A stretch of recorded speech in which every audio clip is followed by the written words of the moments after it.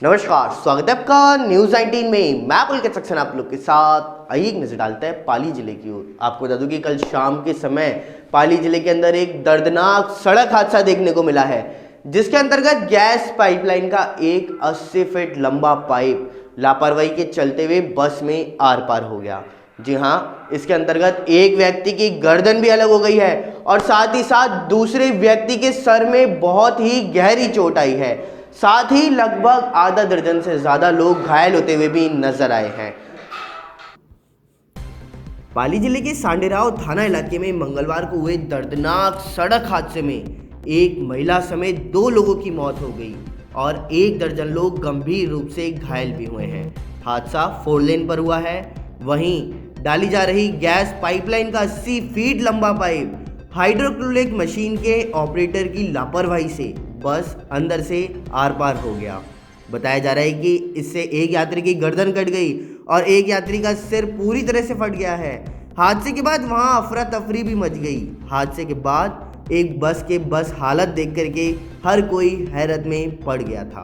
Police के अनुसार हादसा सांड्रेआव से 3 किलोमीटर पहले पाली की तरफ हुआ है।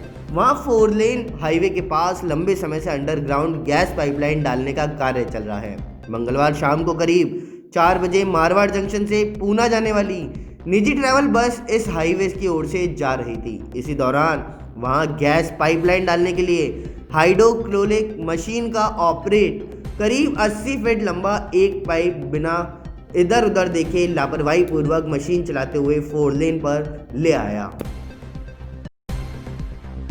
उत्तर प्रदेश के सहारनपुर से बड़ी खबर सामने आई है। आपको बता दूं कि सहारनपुर में 48 घंटे बाद जब शराब के ठेके खुले तो शराब के ठेके खुलते ही लोगों का जमावड़ा देखने को मिला है। जी हाँ, 48 घंटे बाद शराब के ठेके खुलते ही लोगों का जमावड़ा देखने को मिला।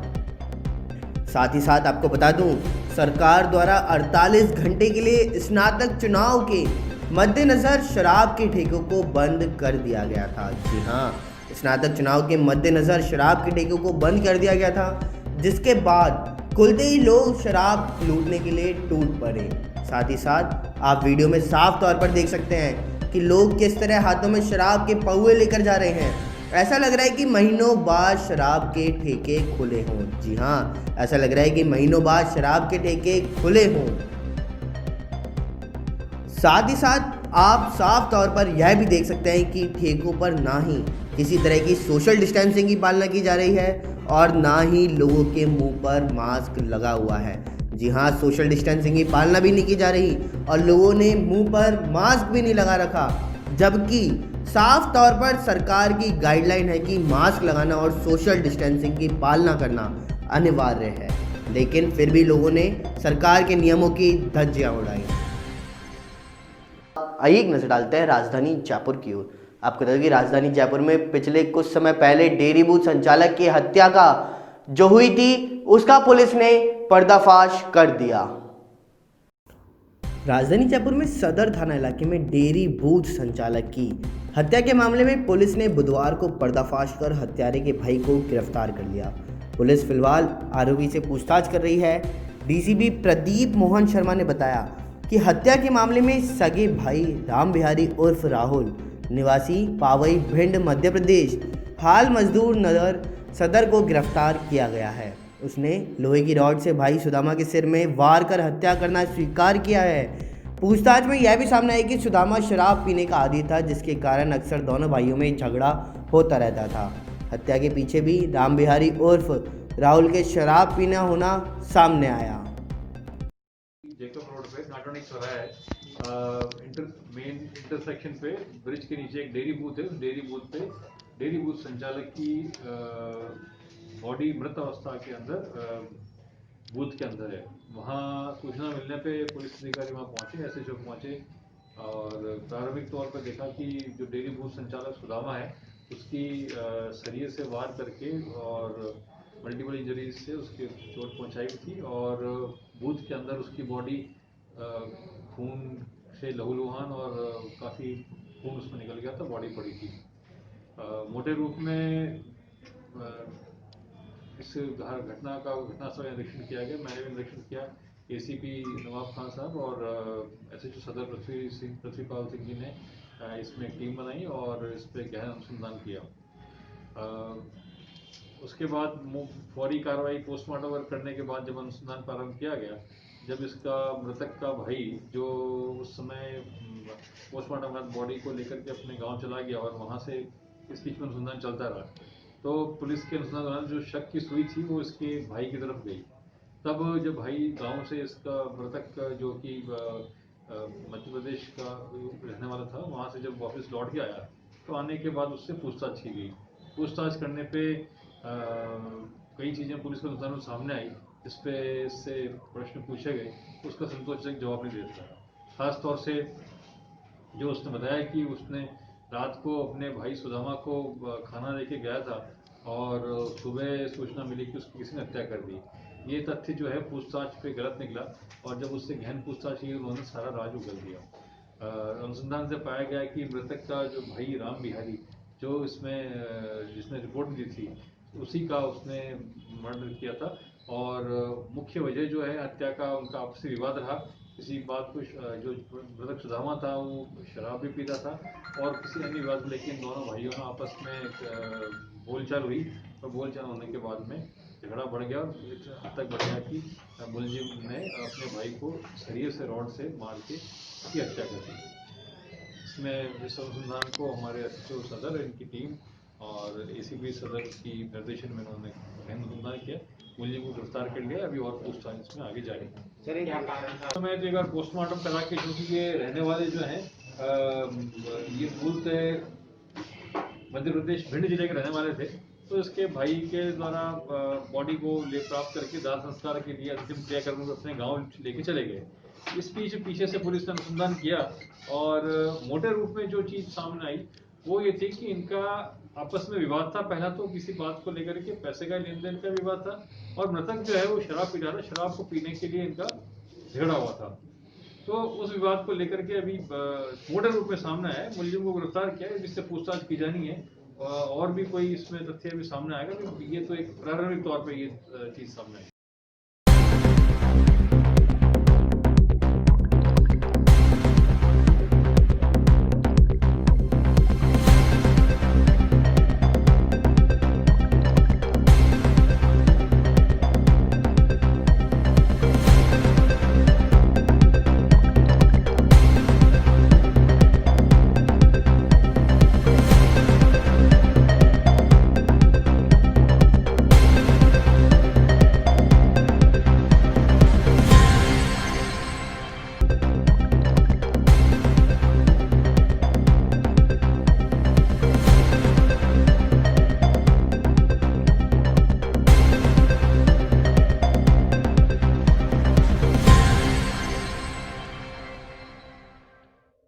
आइए नजर आते हैं दौसा जिले की ओर। आपको बता दें कि दौसा जिले में नगर परिषद चुनाव को लेकर के सरगर्मियां तेज होती हुई नजर आई हैं। बीजेपी ने वार्ड नंबर 20 से ममता सैनी को मैदान में उतारा है। आइए नजर डालते हैं पूरी रिपोर्ट की ओर। दौसा नगर परिषद चुनाव में सरगर्मियां तेज हो गई हैं। वार्ड 20 से प्रत्याशी बीजेपी के उम्मीदवार ममता सैनी को भारतीय जनता पार्टी के जिला अध्यक्ष रतन तिवारी ने टिकट दिया।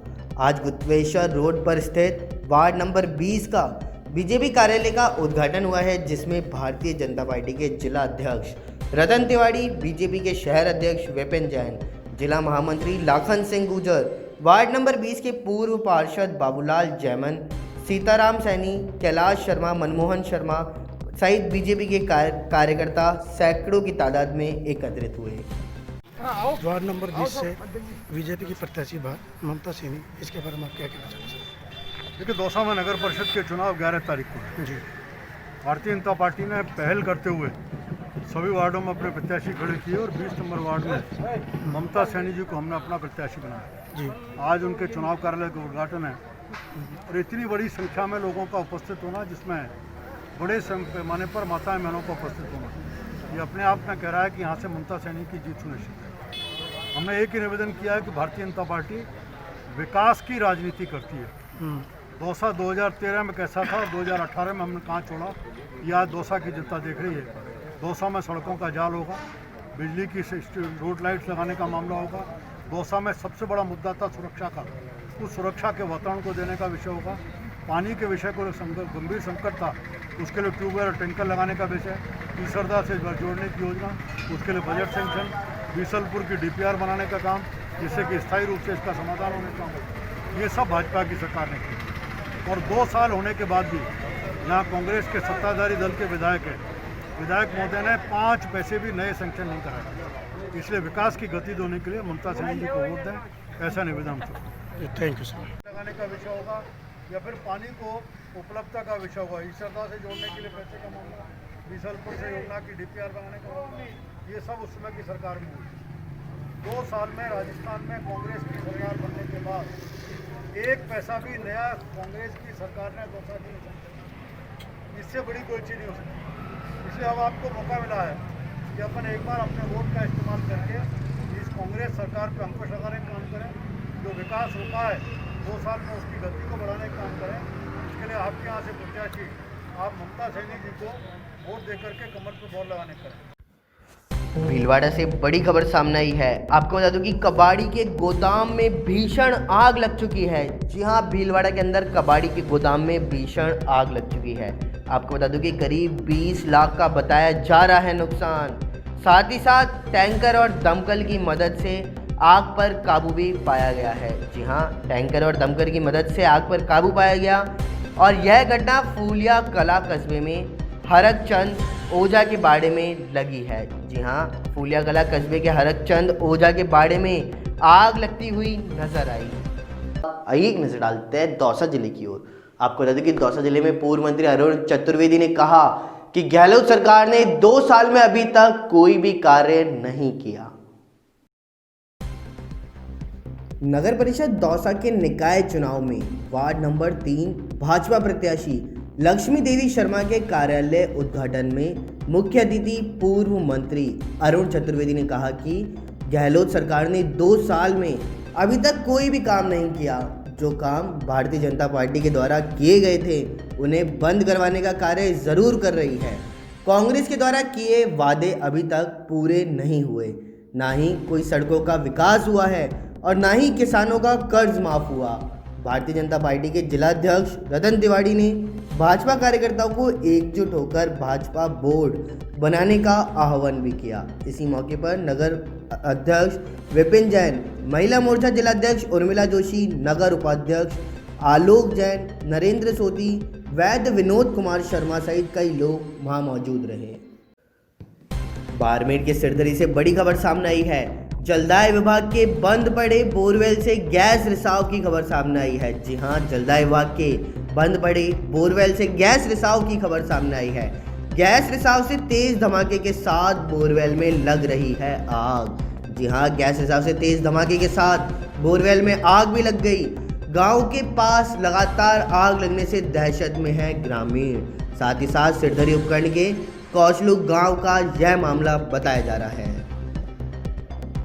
आइए एक नजर डालते हैं खास खबर की ओर। आपको बता दूं कि उत्तर प्रदेश के सहारनपुर में तेज रफ्तार ट्रक ने 3 युवकों को टक्कर मार दी है, जिसके कारण 2 लोगों की मौके पर ही मौत हो गई और एक गंभीर रूप से घायल है।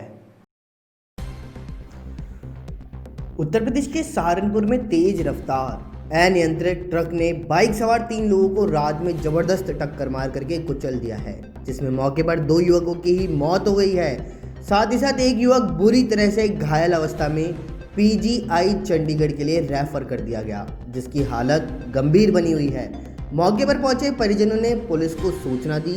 मौके पर पहुंचे पुलिस ने शवों को अपने कब्जे में लेकर के पोस्टमार्टम के लिए भिजवाया है। परिजनों का रो रो करके बुरा हाल भी था। वहीं ट्रक चालक मौका देखकर फरार हो गया, जिसकी पुलिस तलाश कर रही है। साथ ही मौके पर पहुंची पुलिस जांच पड़ताल में जुटी गई है। दुर्घटना में मरने वाले दोनों युवक गांव दाबकी जुनारदार के रहने वाले हैं। साथ ही दोनों मृतक युवक रिश्तेदार में एक दूसरे के भाई लगते हैं। नाम कुशलपाल गौतम है भाई जी। क्या मामला हुआ है? ये एक्सीडेंट हुआ। कितने बजे?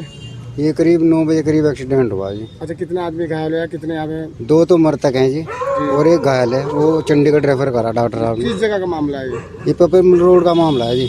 अच्छा, तो आप कौन से गाँव से हैं? गाँव दाब की जुनारदार पड़ता है जी। अच्छा, जिनका एक्सीडेंट हुआ आप उनमें क्या लगता है? मैं तो दो का तो चाचा लगूं और एक का मामा लगता हूँ। अरे कितनी उम्र है? करीब 16 साल की उम्र, ज़्यादा उम्र नहीं है। अच्छा, वो किस चीज़ से जा रहे थे?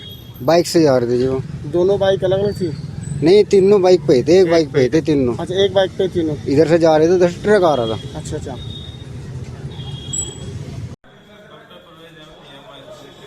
सर क्या मामला हुआ है? रात जो एक्सीडेंट हुआ है? रात 10:50 पर हमारे पास TMT 108 द्वारा 2 ब्रोडेड लाए गए हैं, जिनको हमने मोर्चरी में रखवा दिया था रात में पोस्टमार्टम के लिए। सर उसमें कितने सीरियस आदमी और कितने मृतक हैं? उस 3 बंदे थे, जिनमें से एक को हमने भर्ती कर लिया था, वो रेफर हो गया, लेकिन 2 ब्रोडेड थे जिनको हमने सर कितनी उम्र होगी उन लोगों की? तकरीबन उम्र 18 और 19 साल।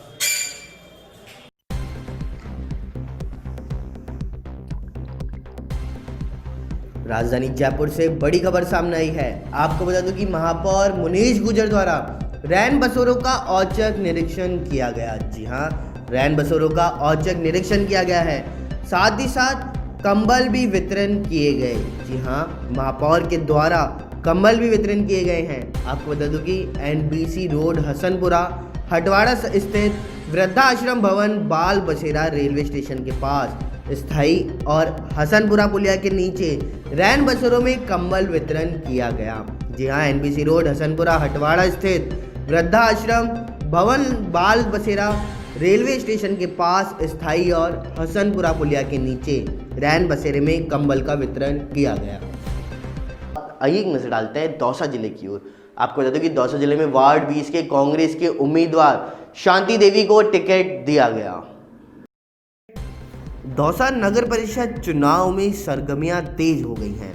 वार्ड नंबर 20 के कांग्रेस के उम्मीदवार शांति देवी को दौसा विधायक मुरारी लाल मीणा ने टिकट दिया है। दिनांक 2/12/2020 यानी कि 2 दिसंबर 2020 को कार्यालय का उद्घाटन हुआ, जिसमें दौसा विधायक मुरारी लाल मीणा, घनश्याम, लक्ष्मी नारायण सेन, मोहन सेन आदि सैकड़ों कार्यकर्ताओं ने भाग भी लिया। विधायक मुरारी लाल मीणा ने कहा कि अब तक बीजेपी जीत की आई है, वार्ड नंबर 20 से अब की बार कांग्रेस को जिताने की कष्ट करें। सर ये कांग्रेस प्रत्याशी वार्ड नंबर 20 से जो कांग्रेस के जो उम्मीदवार खड़े हैं, इसके बारे में आपके क्या संदेश है? देखो, हमारे पूरे नगर क्षेत्र में 55 वार्ड है और हमने 55 वार्डों में इस बार बिल्कुल सारी हमारी जो कमेटी है उसने चयन करके एक से एक अच्छा प्रत्याशी उतारा है। और बहुत लंबे समय से यहाँ पे बीजेपी का चेयरमैन बनता है, बोर्ड बनता है, लोग पूरे उससे परेशान है बीजेपी के बोर्ड से। तो हमारे सारे प्रत्याशी इस बार बहुत अच्छी स्थिति में, मैं समझता हूँ कि 100% इस बार कांग्रेस का बोर्ड बनेगा और वार्ड नंबर 20 भी हम भारी बहुमत से जीतेंगे। इस वक्त की सबसे बड़ी खबर जो 12 जिले से आ रही है। जिला प्रशासन ने 6 दिन लॉकडाउन जारी किए दिए आदेश। कोरोना महामारी के चलते 12 में बढ़ रहे हैं केस। कोरोना की संख्या को देखते हुए जिला प्रशासन ने लिया सख्त निर्णय। जिला प्रशासन 12 में 22 से 27 अगस्त तक लॉकडाउन आदेश जारी किए। लॉकडाउन के दौरान इमरजेंसी सेवाओं के साथ इंदिरा रसोई लॉकडाउन से मुक्त रहेगी। आइए एक नजर डालते हैं बांदीकुई की ओर। आपको बता दूं कि बांदीकुई में विजय सिंह बैसला सरपंच संघ निर्विरोध अध्यक्ष निर्वाचित किए गए। बांदीकुई पंचायत समिति के सभी नवनिर्वाचित सरपंचों की बैठक बाबू सिंह भांडेड़ा की अध्यक्षता में मंगलवार को शहर के सिकंदरा रोड पर स्थित राधे रानी मैरिज होम में हुई है। बैठक में सरपंच संघ चुनाव किया गया, जिसमें सर्वसम्मति से प्रतापपुरा सरपंच विजय सिंह बैसला को बांदीकुई पंचायत समिति के सरपंच संघ का अध्यक्ष चुना गया। साथ ही सरपंच संघ के अध्यक्ष विजय सिंह बैसला ने कार्यकारिणी का गठन करते हुए पामड़ी सरपंच राजकिशोर वर्मा को उपाध्यक्ष भी चुना गया। बैठक में महिला सशक्तिकरण का दावा एक बार फिर खोखला नजर आया और नवनिर्वाचित 18 पंचायतों की महिला सरपंच गैर मौजूद रही। उनकी जगह उनके प्रतिनिधि के रूप में पुरुष मौजूद रहे। बैठक में काफ़ी सौहार्दपूर्वक माहौल में प्रतापपुरा सरपंच विजय सिंह बैसला को उनकी वरिष्ठता के आधार पर अध्यक्ष चुना गया। साथ ही 26 दिसंबर को नारायणी माता के धाम पर एक गोष्ठी का आयोजन भी रखा गया है। बीते अक्टूबर में प्याज के साथ आलू भी अपना रंग दिखा रहा है। 50 रुपए किलो तक आलू के भाव पहुंच गए। वक्त के साथ प्याज के रेट में तो सुधार आया, लेकिन आलू अभी भी अपने तेवर दिखा रहे हैं। अगर देश की बात करें तो आलू किसी भी हिस्से में 40 रुपए किलो से कम नहीं बिक रहा। रही सही कसर ना के बराबर आ रहे नए आलू ने निकाल दी। किसानों के आंदोलन का बड़ा असर भी आलू पर दिखाई दे रहा है। स्टेट बैंक ऑफ इंडिया अपने ग्राहकों के लिए नया SBI RuPay card, JCB platinum contactless debit card launch किया है। इस कार्ड को SBI, NPCI और JCB के साथ मिलकर लॉन्च किया गया। इसको SBI RuPay JCB platinum contactless debit card नाम दिया गया है। यह डुअल इंटरफेस फीचर के साथ में आ रहा है, जिसके जरिए ग्राहक घरेलू बाजार में कॉन्टैक्ट्स और कॉन्टैक्ट लेंस दोनों ट्रांजैक्शंस कर सकेंगे। पाली जिले के सांडेराव इलाके में मंगलवार को हुए भीषण हादसे के बाद बस के हालात देखकर हर कोई हैरत में है। इस हादसे में 80 फीट लंबा और मोटा गैस पाइप बस में घुस करके उसके आर पार हो गया। पाइप ने बस को पूरी तरह से चीर दिया। इससे अंदाज़ा लगाया जा सकता है कि बस की स्पीड के अनुसार यह हादसा मंगलवार को दोपहर बाद सांडेराव से 3 किलोमीटर दूर 4 लेन पर हुआ है। यहाँ ground staff gas pipe line डालने का काम चल रहा था। देश भर में बढ़ती महंगाई के बीच सरकारी तेल कंपनियों ने रसोई गैस के रेट्स में इजाफा कर दिया है। सरकारी तेल कंपनियों ने गैस सिलेंडर की कीमतों में 50 रुपए का इजाफा किया है। LPG गैस सिलेंडर की नई कीमतें 2 दिसंबर यानी आज से लागू हो गई हैं। इस इजाफे के बाद देश की राजधानी में घरेलू रसोई गैस की कीमत 644 रुपये हो गई। देश में कोरोना की रफ्तार कम जरूर हुई है, लेकिन संकट अभी खत्म नहीं हुआ। देश के कई राज्यों में तो कोरोना का ग्राफ पहले से काफ़ी ऊपर चढ़ता हुआ दिखाई दे रहा है। पिछले 24 घंटे में कोरोना के 36,604 नए मरीज बढ़े। इसके बाद देश में कोरोना की संख्या 94,99,413 हो गई है। स्वास्थ्य मंत्रालय की ओर से जारी आंकड़ों के मुताबिक 24 घंटे में 501 लोगों की मौत हुई।